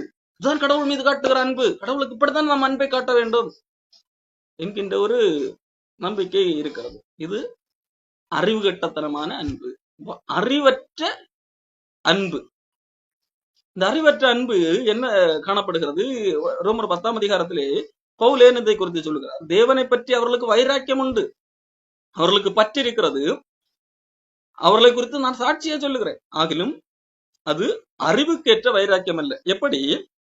அவர்கள் தேவ நீதியை அறியாமல் தங்கள் சுய நீதியை நிலைநிறுத்த தேடுகிறபடியால் தேவ நீதிக்கு கீழ்ப்படியாமல் இருக்கிறார்கள். அப்போ ஏன் அது அறிவற்ற அன்பாக இருக்கிறது? அவர்கள் நாங்கள் ஏதாகலும் செய்து கடவுளை காப்பாற்ற வேண்டும், கடவுளுக்காக நாங்கள் செய்து இதுதான் செய்ய வேண்டும், நாங்கள் எங்களுக்கு எது பிடிக்கிறதோ அதுதான் கடவுளுக்கும் பிடித்தாக வேண்டும் என்கின்ற நிலையிலிருந்து கடவுளுக்கு நாங்கள் அன்பு காட்டுகிறோம் என்கிற ஒரு விஷயம் இருக்கிறது இல்லவா? செல்ஃப் சென்டர்ட், அதாவது தன்னை மையமாக வைத்து யோசிக்கிறது. எனக்கு எப்படியோ அப்படித்தான் அவர்களுக்கும் பிடிக்கும் என்று சொல்லி தன்னை மையமாக வைத்து யோசிப்பது. அப்படி யோசிக்கிறதுனால்தான் அவர்களுக்கு அந்த அறிவு வரமாட்டேன் என்கிறது. ஆகவே அவர்களுக்கு என்ன பிடிக்கும், அவர்கள் என்கின்ற அவர்களுக்கு எப்படி என்கிறது குறித்து யோசிப்பதில்லை. பல வேளைகளில் மனிதர்கள் நொந்து கொள்வதும் இதனால் தான். நான் அவர்களிடத்தில் எவ்வளவு அன்பு காட்டினேன், அவர்கள் ஒன்னும் புரிந்து கொள்ள மாட்டேன் என்கிறார்கள். நான் அன்பு காட்டினேன் என்று இவர்கள் நினைப்பது எதை வைத்து? இவர்களுக்கு எது பிடித்ததோ அதை அவர்கள் செய்துவிட்டு நான் அன்பு காட்டிவிட்டேன் என்பதாக எண்ணுகிறார். இப்போ இவர்கள் தன்னை மையமாக வைத்துதான் யோசிக்கிறார்கள். அவர்களுக்கு எது பிடிக்கும், அவர்களுடைய பாயிண்ட் ஆஃப் வியூ என்ன என்கின்ற இடத்திலிருந்து யோசித்து அவர்களுக்கு எது தேவை என்கிற இடத்திற்கு யோசிப்பதில்லை. அப்போ இங்க இஸ்ரவேல் மக்கள் செய்ததும் இதுதான். எங்களுக்கு எது பிடிக்கும், அதாவது தங்களுடைய சுய நீதியை நிலைநிறுத்த நாங்கள் இப்படி செய்தால்தான் கடவுள் பிரியப்படுவார் என்று சொல்லி தங்களுடைய சுய அடிப்படையில தான் அவர்கள் கடவுளுக்கு இது பிடிக்கும் என்று சொல்லி அவர்கள் செயல்படுகிறார். ஆனால் கடவுள் எதை வைத்திருக்கிறார், கடவுள் என்ன திட்டம் வைத்திருக்கிறார், கடவுள் எப்படி செய்தால் கடவுளுக்கு பிடிக்கும் என்று ஒரு திட்டம் வைத்திருக்கிறார், அது எனக்கு தேவையில்லை. நான் இதை செய்வேன், இதுதான் நீதி, இதுதான் கடவுளுக்கும் பிடிச்சாகணும் என்று சொல்லி கடவுளை கட்டுப்படுத்துகிற நிலைமையில இவர்கள் இருப்பார். அப்போ சுயநீதி, அதாவது செல்ஃப் சென்டர்ட், தன்னை மையமாக வைத்து யோசித்து தனக்கு தன்னை மைய நிலையில வைத்து அடுத்தவர்களை பார்ப்பது, கடவுளையும் பார்ப்பது. அது அறிவற்ற செயல், அறிவற்ற அன்பு. அன்பு இருக்கிறது, ஆனால் அதனால் பிரயோஜனம் இல்லை. அது ஒரு பைசாவுக்கு பிரயோஜனமற்ற ஒரு செயலாக பக்தியாக காணப்படுகிறது. ஆண்டவர் இங்க என்ன திட்டத்தை வைத்திருந்தார்? சுயநீதி அல்ல, விசுவாசத்தினால் உண்டாகும் தேவநீதி. நீ உனக்கு நீ எதெல்லாம் சரி என்று நினைத்து செய்து இதுதான் கடவுளுக்கு பிடிக்கும் என்று நினைக்கிறாயோ அது அல்ல. நான் சொல்லுகிறேன், இந்த அடிப்படையில செயல்படு, இதுதான் எனக்கு பிடிக்கும் என்று சொல்லி நான் சொல்லுகிறேன், அதை செய் என்று கடவுள் சொல்லுகிறார். அதெல்லாம் கேட்க மாட்டேன், எனக்கு இதுதான் பிடிக்கிறது அல்லது நான் இதைத்தான் செய்வேன், இது கண்டிப்பா கடவுளுக்கு பிடிச்சாகணும் என்கிறது போல இருக்கிறார். அப்போ அவர்கள் தேவ நீதியை அறியாமல் தங்கள் நீதியை சுயநீதியை நிலைநிறுத்த தேடுகிறபடியால் தேவ நீதிக்கு கீழ்ப்படியாமல் இருக்கிறார்கள். விசுவாசிக்கிற எவனுக்கும் நீதி உண்டாகும்படி கிறிஸ்து நியாயப்பிரமாணத்தின் முடிவாக இருக்கிறார். இப்போ தேவநீதி எது? விசுவாசிக்கிற எவனுக்கும் உண்டாகிறது தான் தேவநீதி. அப்ப நீ ஆண்டவரை விசுவாசிக்க வேண்டும், இயேசு கிறிஸ்துவை விசுவாசிக்க வேண்டும். நீ ஆண்டவரை பிரியப்படுத்துவதற்கு இதெல்லாம் செய்து உனக்கு எதெல்லாம் கன்வின்ஸ் ஆக இருக்கிறதோ, உனக்கு எதெல்லாம் மகிழ்ச்சி தருகிறதோ அதையெல்லாம் செய்து நான் ஆண்டவரை மகிழ்ச்சி படுத்தி விட்டேன் என்று சொல்வதல்ல. ஆண்டவர் என்ன செய்கிறார்? ஆண்டவர் எல்லாவற்றையும் செய்து விட்டார். உன்மீது கொண்ட அன்பின் அடிப்படையிலே எல்லாவற்றையும் செய்து விட்டார். நீ அதை புரிந்து கொள்ள வேண்டும். ஆண்டவர் எனக்காக எல்லாம் செய்தார் என்கிறதை நீ புரிந்து கொள்ள வேண்டும். புரிந்து கொண்டு அதை விசுவாசிக்க வேண்டும். நீ அதை ஏற்றுக்கொள்ள வேண்டும். ஆண்டவர் எனக்காக எல்லாம் செய்தார், என்னால் ஒன்றும் அவருக்கு முன்பாக செய்து முடிக்க முடியாது, ஆண்டவர் எனக்காக எல்லாம் செய்தார் என்கிறதை நீ புரிந்து கொள்ள வேண்டும். புரிந்து விசுவாசிக்க வேண்டும். அந்த ஆண்டவர் அன்பு காட்டினார் என்கிறதை புரிந்து விசுவாசிக்க வேண்டும். அதுதான் ஆண்டவர் எதிர்பார்க்கிற நீதியாக இருந்தது இஸ்ரவேல் மக்களிடத்தில். இஸ்ரவேல் மக்களிடத்திலே மட்டும் ஒட்டுமொத்த உலக மக்களிடத்திலும் ஆண்டவர் அதை தான் இன்றைக்கும் எதிர்பார்க்கிறார். ஆனால் இவர்கள் என்ன செய்கிறார்கள்? அவருக்கு எது பிடிக்குமோ அதை செய்யாமல், அதை அறிந்து கொள்ளாமல், அதுக்கு அந்த இடத்துக்கு அறிவிலே சீரோவாக காணப்படுகிறார்கள். ஆனால் நாங்கள் ஆண்டவருக்கு பக்தி காட்டுகிறோம் என்கிற அடிப்படையிலே காணப்படுகிறார்கள். கொரிந்தியர் புஸ்தகத்திலே 2 கொரிந்தியர் புஸ்தகத்திலே பவுல் அப்போஸ்தலன் ஒரு காரியத்தை கொரிந்து மக்களுக்கு சொல்லுவார். 2 கொரிந்தியர் 11ஆம் அதிகாரம் 3ஆம் வசனம். சர்ப்பமானது தன்னுடைய தந்திரத்தினால் ஏவாளை வஞ்சித்தது போல உங்கள் மனதும் கிறிஸ்துவை பற்றிய உண்மை நின்று விலகும்படி கெடுக்கப்படுமோ என்று பயந்திருக்கிறேன். இங்கு பவுல் இந்த கொரிந்து மக்களை பார்த்து ஒரு பயம் இருக்கிறது. என்ன? உங்களுடைய மனம் கிறிஸ்துவை பற்றிய உண்மை நின்று கெடுக்கப்படுமோ? கிறிஸ்துவை பற்றிய ஒரு உண்மை இருக்கிறது, சத்தியம், ஒரு அறிவு. கிறிஸ்து எப்படிப்பட்டவர், அவருக்கு எது பிடிக்கும் என்கிறது குறித்து ஒரு அறிவு இருக்கிறது. அந்த அறிவு கெடுக்கப்பட்டு விடுமோ, அந்த உண்மை கெடுக்கப்பட்டு விடுமோ என்கிறதை குறித்து நான் பயந்திருக்கிறேன் என்பதாக சொல்லுகிறேன். ஏன், எப்படி இந்த அறிவு கெடுக்கப்படுகிறது? அடுத்த வசனம், எப்படி எனில் உங்களிடத்தில் வருகிறவன் நாங்கள் பிரசங்கியாத வேறொரு இயேசுவை பிரசங்கித்தானால், அல்லது நீங்கள் பெற்றாத வேறொரு ஆவியையும் நீங்கள் ஏற்றுக்கொள்ளாத வேறொரு சுவிசேஷத்தையும் பெற்றீர்களானால் நன்றாய் சகித்திருப்பீர்களே. அப்போ சிலர் உங்களிடத்திலே வந்து இயேசு கிறிஸ்துவை பிரசங்கிக்கிறோம் என்றுதான் சொல்லுவார்கள். ஆனால் அந்த இயேசு கிறிஸ்து நாங்கள் காண்பித்த, அப்போஸ்தலர்கள் காண்பித்த இயேசு அல்ல. அதே பெயர் தான், அதே நபர் தான்.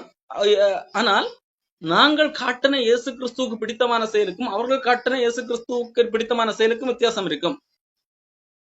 நாங்கள் காட்டின இயேசு கிறிஸ்து உண்மை, அவர் எதற்காக இங்கே வந்தார், என்ன எதிர்பார்க்கிறார் என்கிறது வேதாகமத்திலே அப்போஸ்தலர்கள் போதித்தார்.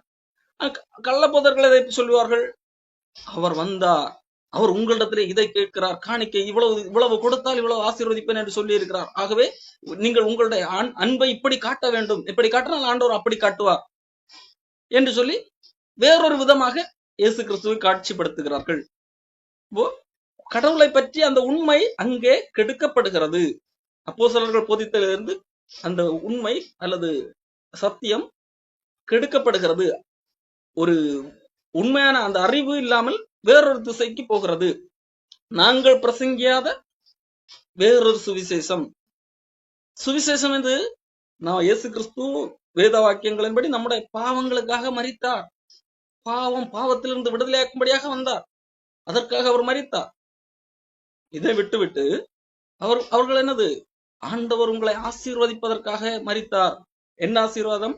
நீங்கள் பணக்காரர்களாக வேண்டும், பல மடங்கு கோடீஸ்வரர்களாக வேண்டும், அதுதான் ஆண்டவருடைய விருப்பம். அதற்காகத்தான் இயேசு கிறிஸ்து மரித்தார். அதற்கு அவர் மரித்திருக்கிறார். அப்படியானால் நீங்கள் பணக்காரர்களாக வேண்டும் என்றால் எவ்வளவு தசமபாகம் கொடுப்பீர்கள், எவ்வளவு காணிக்கை கொடுப்பீர்கள்? அதான் ஆண்டவர் விரும்புகிறார். நீங்கள் எவ்வளவு கொடுக்கிறீர்களோ அந்த அளவுக்கு ஆண்டவர் ஆசீர்வதிப்பார். வேறொரு உண்மையான இயேசு கிறிஸ்துவை குறித்த அறிவுக்கு மாற்றாக வேறொரு காரியம், வேறொரு விதம், அதுதான் சுவிசேஷம் என்கின்ற பெயரிலே பரப்பப்படுகிறது. அப்போ உண்மை, கிறிஸ்துவை பற்றிய உண்மை விட்டு உங்கள் மனது கெடுக்கப்படுமோ என்று நான் பயந்திருக்கிறேன் என்பதாக பவுல் அப்போஸ்தலன் சொல்லுங்க. அப்போ அவர்களுக்கு அன்பு இருக்கிறது அல்லது அன்பை காட்டுகிறார்கள். ஆனால் என்ன இல்லை? அறிவு இல்லை. அறிவு இல்லாத அன்பு பிரயோஜனம் இல்லாத ஒன்றாக காணப்படுகிறது. அப்போ அன்போடு கூட அறிவு இருந்தாக வேண்டிய அவசியம் இருக்கிறது. அறிவற்ற அன்பு அதனால் பிரயோஜனம் இல்லை. இப்போ இஸ்ரவேல் மக்களை குறித்து ஆண்டவர் என்ன சொல்லுகிறார்? அவர்கள் இடறினார்கள். நாம் அறிவு இல்லாமல் அன்பு என்பது அது ஒரு போலி அன்புதான். அது ஒரு சுயநலமான அன்பு. காரணம் அது என்ன, எந்த அடிப்படையில யோசிக்கிறது? தன்னை மையமாக வைத்து சுயத்தின் அடிப்படையில யோசிக்கிறது. எனக்கு இது பிடிக்கிறது, எனக்கு இது கன்வின்ஷனாக இருக்கிறது, ஆகவே இதுதான் கண்டிப்பாக கடவுளுக்கும் பிடித்தாக வேண்டும் என்கின்ற அடிப்படையில் இருந்து வருகிறது. அதுதான் அந்த அடிப்படையிலே மனிதர்களிடத்திலே செயல்படுகிறது. ஆகவே அது அன்பு அல்லது பக்தி, அது வைராக்கியம் என்று சொன்னாலும் அது அறிவில்லாத இருக்கிற பட்சத்திலே அது போலியான ஒன்றாக காணப்படுகிறது. அதிலே போலித்தனம் தான் இருக்கிறது. காரணம் அங்கே ஒரு எதிர்பார்ப்பு இருக்கிறது. அந்த அன்பிலே ஒரு எதிர்பார்ப்பு இருக்கிறது. அப்போ நாம் ஆரம்பத்தில் வந்து பார்த்தபடி சில மக்கள் தங்களுடைய உடலை வருத்தி கீறிக்கொள்கிறார்கள். அவர்களிடத்தை கேட்டால் நாங்கள் கடவுளுக்கு அன்பு காட்டுகிறோம் என்கிற அடிப்படையில சொல்வார்கள் அல்லவா?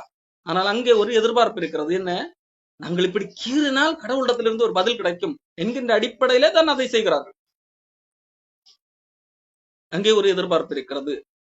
அப்போ அது ஒரு உண்மையான ஒரு அன்பு கிடையாது. ஆகவே தான் அறிவற்ற அன்பு என்பது உண்மையான பூர்ணமான அன்பு அல்ல. அடுத்ததாக இங்கே இஸ்ரவேல் மக்களை குறித்து அவர்கள் உபவாசம் இருக்கிறார்கள், அவர்கள் அதை ஆண்டவர் வெறுக்கிறார் என்று சொல்லுகிறார்கள். அதுவும் அப்படி. அவர்கள் அங்கே கேட்கிற கேள்வியை, நாங்கள் இவ்வளவு கஷ்டப்பட்டு எங்களை உடலையெல்லாம் வருத்துகிறோம் அல்லவா, ஏன் நோக்காமல் இருக்கிறீர்? அதனுடைய பதில் என்ன? நாங்கள் உபவாசம் இருக்கிறோம், அதற்கு நாங்கள் ஒரு காரியத்தை பதிலுக்கு ஒரு காரியத்தை எதிர்பார்க்கிறோம். அப்போ அவர்கள் அன்பு காட்டுவதாக அல்லது வைராக்கியம் காட்டுவதாக நினைக்கிறார்கள். அங்கே பின்னணியிலே ஒரு நோக்கம் இருக்கிறது, ஒரு பிரதிபலன் எதிர்பார்த்து தாங்கள் நினைக்கிற காரியம் நடக்க வேண்டும் என்கின்ற எதிர்பார்ப்பு இருக்கிறது. ஆகவே அது போலி அன்பாக இருக்கிறது. நீ என்னுடைய பாடல்களை அகற்றி, இறைச்சலை அகற்றி, வீணைகளின் ஓசை என்னை விட்டு அகற்றி என்று சொல்லுகிறார் அல்லவா? அங்கே அவர்கள் காண்பித்தார்கள் அல்லவா, ஆண்டவருக்கு நாங்கள் அன்பு காட்டுகிறோம் என்கின்ற அடிப்படையிலே. அதுவும் அதுதான். பாட்டு, ஆட்டம், இது எல்லாமே நாங்கள் கடவுளுக்கு செய்கிறோம் என்று சொல்லுகிறார்கள். உண்மையிலே அது அவர்களுக்கு மகிழ்ச்சியை ஏற்படுத்துகிறது. நாங்கள் ஆண்டவருக்காக ஆடுகிறோம், ஆண்டவருக்காக பாடுகிறோம் என்று சொன்னாலும் உண்மையிலே அவர்களுடைய சுயநலம். அந்த தாத்தாவுக்கு பிறந்த நாள் எப்படி கொண்டாடுவதுதான் பிடிக்கும். பிறந்த நாள் கொண்டாடுவதே அவருக்கு உண்மையிலே பிடிக்காது. அவருக்கு அது பிடிக்கும், எல்லாரும் என்னோடு கூட இருக்க வேண்டும் என்கிறதான் பிடிக்கும். ஆனால் அந்த பிள்ளைகளுக்கு இப்படி ஆடம்பரமாக கொண்டாடுவது பிடிக்கும் என்கிறதற்காக அந்த தாத்தாவை அப்படி செலிப்ரேட் பண்ணார்கள். அதிலே அவர்களுக்கு தான் அது மகிழ்ச்சி. அதே போலத்தான் கடவுளுக்காக நாங்கள் பாடுகிறோம், கடவுளுக்காக ஆடுகிறோம், கடவுளுக்காக இசையமைக்கிறோம் என்கிறது அவர்களுக்கு ஒரு அந்த நேரத்தில் ஒரு பரவச அனுபவம் கிடைக்கிறது. அதனால தான் அதை தொடர்ந்து செய்கிறார்களே தவிர மாறாக உண்மையிலேயே அங்கேயும் தன்னை சார்ந்த ஒரு காரியம் தான் இருக்கிறது. ஆகவே தான் கடவுளுக்கு பிடித்தமான ஒன்றே அவர்களால் செய்ய முடியவில்லை. அங்கே ஆண்டவர் கேட்கிறார் அல்லவா, நீங்கள் நியாயம் நீதி புரண்டு வரட்டும் என்பதாக அங்கே ஆண்டவர் சொல்லுகிறார். இங்கே இஸ்ரவேல் மக்களாகட்டும் தங்கள் சுய நீதியின் அடிப்படையிலே தேடுகிறார்கள், நாங்கள் வைராக்கியத்தை காண்பிக்கிறார்கள். என்ன சொல்லுகிறார்கள்? இயேசு கிறிஸ்து வாழ்ந்த காலத்திலே இருந்த யூதர்கள் சொன்னதை இயேசு கிறிஸ்து சொல்லுகிறார். தேவாலயத்துக்கு ஜபிக்க போகும்போது அங்க என்ன சொல்வார்கள்? ஆண்டவரே, நான் இந்த மற்ற மனிதர்கள் எல்லாம் போல அல்ல, வாரத்துல 2 தடவை உபவாசம் பண்ணுகிறேன். எப்படி? என்னோட அன்பை காண்பிக்கிறேன் தெரியுமா? 2 தடவை உபவாசம் இருக்கிறேன். எவ்வளவு பக்தி வைராக்கியமா இருக்கிறேன், அதனால் 2 நாள் உபவாசம் இருக்கிறேன். தசமபாகம் கொடுக்கிறேன், எல்லாவற்றிலும் தசமபாகம் கொடுக்கிறேன். ஆண்டவர் உங்களுடைய கட்டளைகள் ஒன்ன கூட நான் மீறுறது இல்லை, எல்லாத்திலும் துல்லியமா தசமபாகம் கொடுக்கிறேன். இந்த வழிப்பறிக்காரன் மாதிரி எல்லாம் கிடையாது, இந்த ஆயக்காரன மாதிரியும் கிடையாது, யார மாதிரியும் கிடையாது. நாங்க எல்லாம் 100% போலி என்று சொல்லி அவன் தாங்கள் செய்கிற செயலின் அடிப்படையில பெருமை பாராட்டுகிறவனாக இருக்கிறான். ஆண்டவர் எதிர்பார்ப்பது என்ன? ஆண்டவருக்கு முன்பாக தாழ்த்துவது, அது அவர்களிடத்திலே காணப்படுவதில்லை. அப்போ ஆண்டவர் எதை விரும்புகிறாரோ அது அதை காண்பிப்பதுதான் அன்பே தவிர, மாறாக நான் செய்கிற செயலின் மூலமாக எனக்கு என்ன கிடைக்கிறது? ஒரு பெருமை கிடைக்கிறது. நானே பெருமை, ஆண்டவரிடத்துல எவ்வளவு அன்பு காட்டின தெரியுமா, நான் எவ்வளவு பக்திமான் தெரியுமா, நான் என்னெல்லாம் பண்ண தெரியுமா, இது எல்லாமே உண்மையிலே நான் சொல்லிக் கொள்ளலாம். ஆண்டவரிடத்துல நான் காட்டின அன்பு, ஆண்டவருக்கு மேல் நான் வைக்கிற வைராக்கியம் என்று. ஆனால் இது எல்லாமே எனக்கு நானே, எனக்கு என்னுடைய பெருமைக்காக, என்னுடைய சாட்டிஸ்பாக்சனுக்காக நான் செய்து கொள்வது. அப்போ இது இது எல்லாமே எங்கே வருகிறது? தன்னுடைய சுயநலம் சார்ந்து வருகிறது. ஆகவே தான் இதுல அறிவு கிடையாது. அறிவற்ற அன்பு அது சுயநலம் சார்ந்தது, ஒரு போலி அன்பாக இருக்கிறது. அப்போ அன்பு என்பது அறிவோடு காணப்பட வேண்டும், அறிவுள்ளதாக. அப்ப தேவனுக்கு எது பிடிக்கும், ஆண்டவர் எதை விரும்புகிறார் என்கிற அடிப்படையிலே புரிந்து செயல்படுவது, அன்பு காட்டுவது தான் அன்பு. ஆண்டவருக்கு எது பிடிக்கும், ஆண்டவருக்கு முன்பாக நம்மை தாழ்த்துவது, ஆண்டவருக்கு முன்பாக தாழ்த்தி ஒப்பு கொடுப்பது. அது ரோமர் 12ஆம் அதிகாரத்திலே 1ஆம் வசனம், சகோதரரே நீங்கள் உங்கள் சரீரங்களை பரிசுத்தமும் தேவனுக்கு பிரியமுமான ஜீவ பலியாக ஒப்பு கொடுக்க வேண்டும் என்று தேவனுடைய இரக்கங்களை முன்னிட்டு உங்களை வேண்டிக் கொள்ளுகிறேன். இதுவே நீங்கள் செய்யத்தக்க புத்தியுள்ள ஆராதனை. இதுதான் ஆண்டவருக்கு பிடிக்கும், ஆண்டவருக்கு செலுத்துகிற ஆராதனை வழிபாடு. ஒவ்வொரு இடத்துலயுமே அப்படிதான். ஆண்டவர் எங்க எல்லாம் இதை வெறுக்கிறாரோ, அங்கே ஆமோஸ் புஸ்தகத்திலே என்ன சொல்வார், நீதி வரட்டும் நியாயம் வரட்டும் என்பதாக சொல்வார். ஏசாயா தீர்க்கதரிசி புஸ்தகத்துல என்ன சொல்வார், நீங்கள் செய்கிற இதல்ல உபவாசம், பசி உள்ளவனுக்கு உன்னுடைய ஆகாரத்தை கொடு, உன்னுடைய மாம்சமானவனுக்கு இனத்திற்கு நீ ஒழிக்காதே, உன்னை ஒழித்துக் கொள்ளாதே, அதுதான் எனக்கு பிடிக்கும் என்பதாக ஆண்டவர் சொல்லுவார். நீ செய்கிற இந்த காரியம் எனக்கு பிரியம் என்று நீ நினைத்துக் கொள்கிறாய் அல்ல, ஆண்டவருக்கு அது பிடிக்கும் என்பதை ஆண்டவர் சொல்லி தந்திருக்கிறார். அதை செய்வதுதான் உண்மையிலே அறிவோடு கூடிய அன்பாக இருக்கிறது. இயேசு கிறிஸ்து சொல்லுகிறார்ல, ஒருவன் என்னிடத்தில் அன்பா இருந்தால் என்னுடைய கற்பனைகளை கை கொள்ளலாம். அப்போ ஆண்டவர் உண்மையிலே அன்பு காட்டுவோம்னா ஆண்டவர் சொன்னதை நாம் பின்பற்றுவோம். நமக்கு எது பிடிக்கிறதோ அதை ஆண்டவரிடத்துல திணிக்க மாட்டோம்.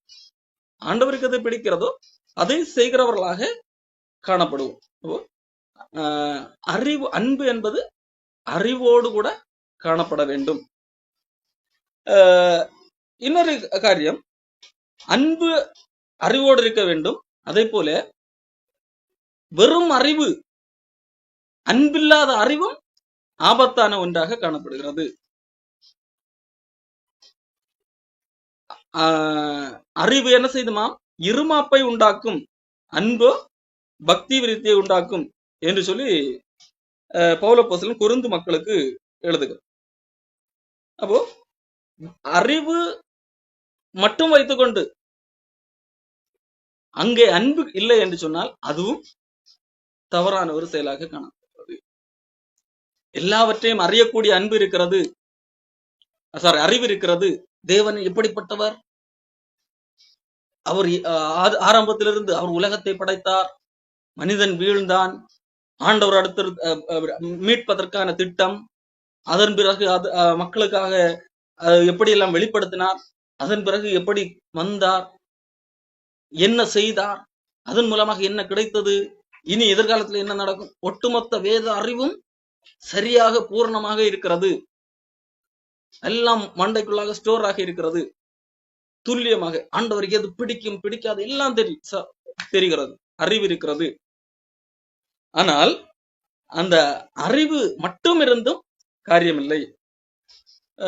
1 கொரிந்தியர் 13ஆம் அதிகாரம் 2ஆம் வசனத்திலே பவுல் அப்போஸ்தலன், நான் தீர்க்க தரிசன வரத்தை உடையவனா இருந்து சகல ரகசியங்களையும் சகல அறிவையும் அறிந்தாலும், இங்க அறிவு என்று சொல்வது தேவனை பற்றி அறிகிறது, தேவன் சுவிசேஷத்தின் மேலான ரகசியங்களை அறிகிறது. இப்போ சகல ரகசியங்கள், ரகசியம் என்பது ஆண்டவர் வெளிப்படுத்தினது.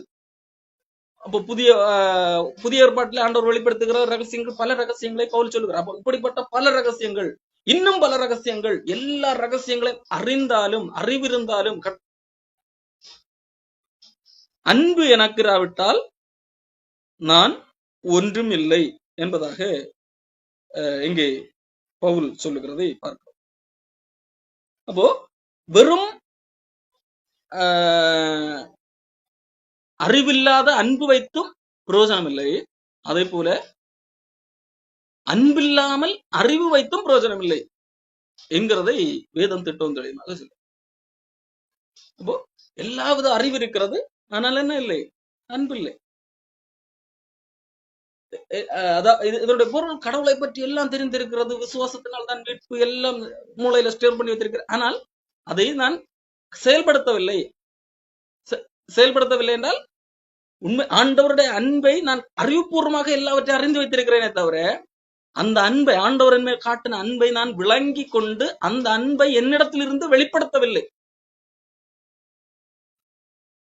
அதனால் பிரயோஜனம் இல்லை என்பதாக நாம் பார்க்க முடியும். வெறும் அறிவு என்ன செய்துவிடும், இருமாப்பை உண்டாக்கும். மாறாக அன்போ பக்தி விருத்தியை உண்டாக்கும் என்பதாக சொல்லப்பட்டது. இன்றைக்கு அநேக மக்களுக்கு எல்லா உண்மைகளும் தெரியும். அது அவர்களை என்ன உண்டாக்குகிறது, பெருமை பிடித்தவர்களாக மாற்றுகிறது. அடுத்து தொடர்ந்து ஆண்டவருடைய வார்த்தைக்கு கீழ்ப்படியத்தக்க விதத்திலே அல்ல, தனக்கெல்லாம் தெரிந்து அது தங்களை ஒரு மமதை உண்டாக்கிய அறிவு பெருத்தவன் நோவு பெருத்தவன் என்று சொல்லப்பட்டிருக்கிறது. ஏன் அங்கே வெறும் அறிவு இருக்கிறது, அன்பு இல்லாத காரணம் தான். அன்பு என்று வரும்போது அறிவும் அன்பும் இணைந்துதான் எப்பொழுதும் இருக்க வேண்டும். அங்கே அன்பும் இருந்தால்தான் தாழ்த்தப்பட முடியும். வெறும் அறிவு மட்டும் இருக்கும் போது அது தன்னை ஒரு பெரிய ஆளாக தன்னைத்தானே அதுவும் நினைக்க வைத்து மற்றவர்களை அற்பமாக எண்ண வைக்கிறது. ஆகவே தான் பலர் உண்மையிலே பல விதமான ரகசியங்களை அறியாதவைகளை அறிந்து கொண்டவர்களாக காண்பித்தவர்கள் கூட கடைசியிலே ஆண்டவரை விட்டு விலகினவர்களாக இருப்பார்கள். காரணம், அங்கே அறிவு இருந்ததே தவிர அந்த அறிவோடு கூட அன்பு இணைந்திருக்கவில்லை.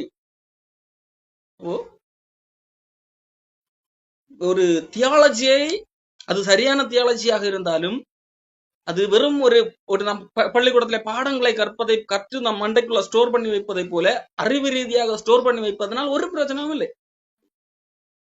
இப்போ அறிவு என்பது அன்போடு கூட அந்த அறிவின் அந்த நான் அறிந்து கொண்டதனூடாக எனக்குள்ளாக அன்பு உருவாகி இருக்க வேண்டும்.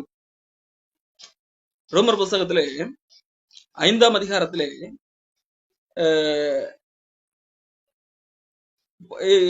சொல்லப்பட்ட ஒரு காரியம், 5ஆம் வசனம், நமக்கு அருளப்பட்ட பரிசுத்த ஆவியினாலே தேவ அன்பு நம்முடைய இருதயங்களில் ஊற்றப்பட்டிருக்கிறபடியால் அந்த நம்பிக்கை நம்ம வெட்கப்படுத்தாது என்பதாக சொல்லப்பட்டிருக்கு.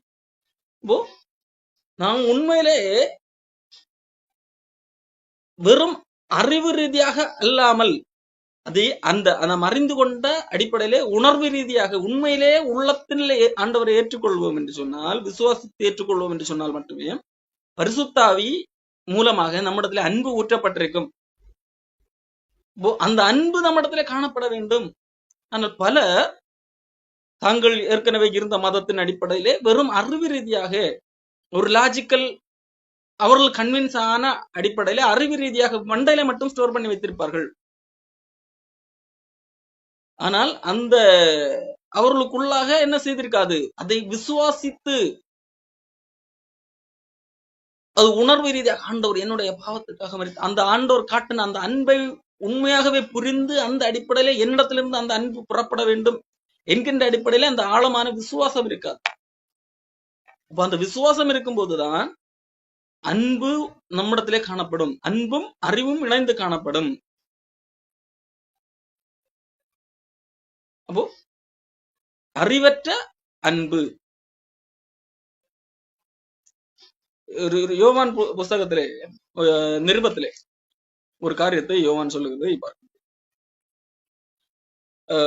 1 யோவான் 4ஆம் அதிகாரம் 20ஆம் வசனம் 21ஆம் வசனம் 19 படிங்க. அவர் முந்தி நம்மிடத்தில் அன்பு கூர்ந்தபடியால் நாமும் அவரிடத்தில் அன்பு கூறுகிறோம். தேவனிடத்தில் அன்பு கூறுகிறேன் என்று ஒருவன் சொல்லியும் தன் சகோதரனை பகைத்தால் அவன் பொய்யன். தான் கண்ட சகோதரனிடத்தில் அன்பு கூறாமல் இருக்கிறவன் தான் காணாத தேவனிடத்தில் எப்படி அன்பு கூறுவான்? தேவனிடத்தில் அன்பு கூறுகிறவன் தன் சகோதரனிடத்திலும் அன்பு கூற வேண்டும் என்கிற இந்த கற்பனையை அவராலே பெற்றிருக்கிறோம். ஓ, தேவனிடத்திலே அன்பு கூறுகிறேன் என்று சொல்லுகிற ஒரு மனிதன் மனிதர்களிடத்திலே அன்பு காட்டவில்லை என்றால் அவன் தேவனை அறியவில்லை என்றே அர்த்தம். அப்போ எங்க என்ன சொல்லப்பட்டிருக்கிறது? தான் கண்ட சகோதரனிடத்திலே அன்பு கூறாமல் இருக்கிறவன் காணாத தேவனிடத்திலே எப்படி அன்பு கூறுவான்? இது 1 யோவான் 3ஆம் அதிகாரம் 16ஆம் வசனத்திலே, அவர் தம்முடைய ஜீவனை நமக்காக கொடுத்ததுனாலே அன்பு என்னது என்று அறிந்திருக்கிறோம், நாமும் சகோதரருக்காக ஜீவனை கொடுக்க கடனாளிகளாக இருக்கிறோம். ஒருவன் இவ்வுலக ஆஸ்தி உடையவனாக இருந்து தன் சகோதரனுக்கு குறைச்சல் என்று கண்டு தன் இருதயத்தை அவனுக்கு அடைத்துக் கொண்டால் அவனுக்குள் தேவ அன்பு நிலை கொள்ளுகிறது எப்படி? அடுத்த வசனம், என் பிள்ளைகளே, வசனத்தினாலும் நாவினாலும் அல்ல, கிரியைகளினாலும் உண்மையினாலும் அன்பு கூற கடவுள். இங்கே வசனத்தினாலும் நாவினாலும் அன்பு கூறுகிறது என்கிறது எதை காட்டுகிறது? அறிவு. அவன் அறிவு பெற்றவன், வேத சத்தியங்களை குறித்து தியாலஜி குறித்த அறிவு இருக்கிறது. ஆகவே அவன் வசன அடிப்படையிலே நாவு அடிப்படையிலே அன்பு பேசுவான். கடவுள் எப்படிப்பட்டவர், கடவுளுக்கு எது பிடிக்கும், எல்லாவற்றையும் அறிந்திருப்பான். ஆனால் அன்பு செயலிலே இருக்காது. அப்போ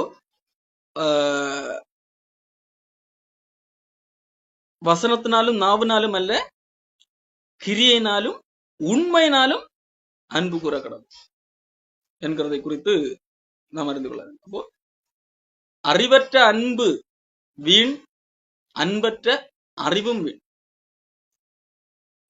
ஆகவே அன்பும் அறிவும் இணைந்து காணப்பட வேண்டும். இதற்காகத்தான் ஆண்டவர் சபையை ஏற்படுத்தினார். இதற்காகத்தான் ஆண்டவர் சபையிலே அப்போஸ்தலர்கள் மூலமாக போதனையை தந்திருக்கிறார், இன்றைக்கும் போதித்துக் கொண்டிருக்கிறார். எதற்காக? அன்பும் அறிவும் இணைந்து காணப்பட வேண்டும் என்கிறதற்காக. எபேசியர் புஸ்தகத்திலே 4ஆம் அதிகாரத்திலே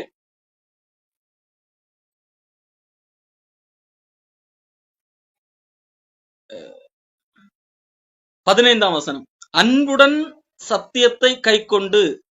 எப்படி அன்போடு சத்தியத்தை நாம் கை கொள்ள வேண்டும்? சத்தியம் என்பது அறிவு. அன்பு, அன்பும் சத்தியமும் இணைந்து அன்போடு கூட இந்த சத்தியத்தை நாம் கை கொள்ள வேண்டும். அதற்காகத்தான் தலையாகிய கிறிஸ்துவுக்குள் எல்லாவற்றிலையும் நாம் வளருகிறவர்களாக இருக்கும்படி அப்படி செய்தார். எப்படி செய்தார்? அதற்கு முந்தைய வசனங்கள்ல, பரிசுத்தவான்கள் சீர்புரிந்தும் பொருட்டு சுவிசேஷ ஊழியத்தின் வேலைக்காகவும் கிறிஸ்துவின் சரீரமாகிய சபையானது பக்தி விருத்தி அடையும், அவர் சிலரை அப்போஸ்தலராகவும் சிலரை தீர்க்கதரிசிகளாகவும் சிலரை சுவிசேஷராகவும் சிலரை மேய்ப்பராகவும் போதகராகவும் ஏற்படுத்தினார் என்று சொல்லப்பட்டிருக்கு. எதற்காக ஆண்டவர் இந்த காரியங்களை எல்லாம் செய்கிறார்? அப்போஸ்தலர் தீர்க்கதரிசிகள் மூலமாக நமக்கு வேதத்தை தந்திருக்கிறார். அடுத்ததாக சுவிசேஷகர்கள் மூலமாக சுவிசேஷம், இந்த வேதாகமும் எல்லா இடங்களுக்கும் எடுத்து செல்லப்பட்டிருக்கிறது. அல்லது சுவிசேஷம் அவர்கள் பிரசங்கிக்கிறதன் மூலமாக கேள்விப்பட்டு இந்த வேதாகமத்துக்கு நேராக திருப்பப்பட்டிருக்கிறோம். இப்பொழுது அப்போஸ்தலர்களுடைய உபதேசம் நம்முடைய கைகளில் கிடைத்திருக்கிறது. இதை எடுத்து சொல்லக்கூடிய அளவிலே போதகர்கள், மேய்ப்பர்கள் ஆண்டவர் இன்றைக்கும் வைத்திருக்கிறார். கள்ளப்போதர்கள் அல்ல, உண்மையான போதகர்கள், மேய்ப்பர்கள் இருக்கிறார்கள். எதற்காக? நோக்கம் என்ன? அன்போடன் சத்தியத்தை நாம் கைக்கொள்வதற்காக. அன்பும் இருக்கிறது, சத்தியம் என்கின்ற அறிவும் இருக்கிறது. அதற்காக ஆண்டவர் இப்படி செய்தார். அன்புடன் சத்தியத்தை கை கொண்டு தலையாகிய கிறிஸ்துவுக்குள் எல்லாவற்றிலும் நாம் வளர வேண்டும். அப்போ தலையாகிய கிறிஸ்துவுக்குள் நாம் வளர வேண்டும் என்றால் அங்கே என்ன இருக்கிறது? நாம் அன்பு இருக்கிறது, சத்தியம் இருக்கிறது, அறிவு இருக்கிறது. அன்போடு சத்தியத்தை கை கொள்ள வேண்டும். அங்கே அறிவு என்பது இந்த உலக அறிவு அல்ல. நம்ம பொதுவாக இந்த உலகத்தில அறிவு என்கின்ற வார்த்தையை பயன்படுத்துவோம். அந்த அறிவு அல்ல, கடவுளை பற்றிய அறிவு, சத்தியத்தை குறித்த அறிவு. அதுதான் நம்ம இவ்வளவு நேரம் அறிவு என்று சொல்லி நாம் படித்தது. அந்த அறிவு இல்லாமல் நாம் ஆண்டவரிடத்தில் அன்பு காட்டுவது என்பதும் வீண். இந்த அறிவு எல்லாம் மட்டும் வைத்து அன்பு காட்டாமல் இருப்பதும் வீண்.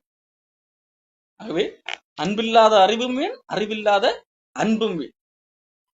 அது ரெண்டுமே அன்பு என்கின்ற வார்த்தை இருந்தாலும் சரி, அது உண்மையிலே அது அன்பு அல்ல, அது போலி அன்பு. அறிவு இல்லாத அன்பு போலி என்பது சுயம் சார்ந்தது காணப்படுகிறது. அதே போல அன்பில்லாத அறிவு, அந்த அறிவும் அன்பில்லாமல் அறிவு இருக்கிறது என்று சொன்னால் அதுவும் உண்மையான அறிவு அல்ல, அது பெருமை உண்டாகிறது. உண்மையிலே தேவனே அறிந்தது அல்ல, அது வெறும் ஒரு மூளை அறிவு மட்டுமே, அறிந்து ஏற்றுக்கொண்டது அல்ல. ஆகவே அது வீணாக இருக்கிறது. ஆகவே அன்போடு சத்தியத்தை கை கொள்ளும், அன்போடு அறிவையும் இணைத்து நாம் நம்முடைய வாழ்க்கையை கட்டமைப்போம். அதற்காக ஆண்டவர் நம்மை அழைத்திருக்கிறார்.